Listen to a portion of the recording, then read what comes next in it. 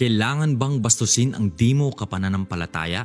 I've read comments sa iba't ibang Christian vloggers, itong mga nagko-comment dito para lang patunayan na sila ang tama ay nang aapak sila ng kanilang kapwa.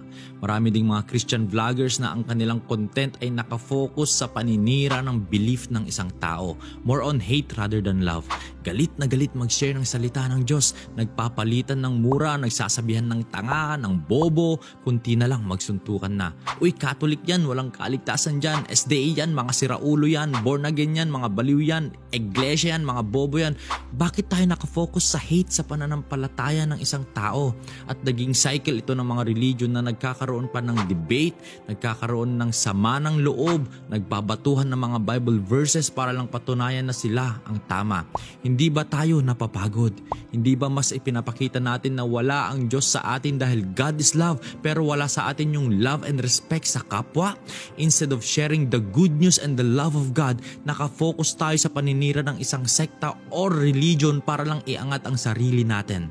Let no one think of themselves as better than anyone else or accuse others of not being holy or perfect. We are all sinners at the foot of the cross in need of a Savior who provides for us His righteousness.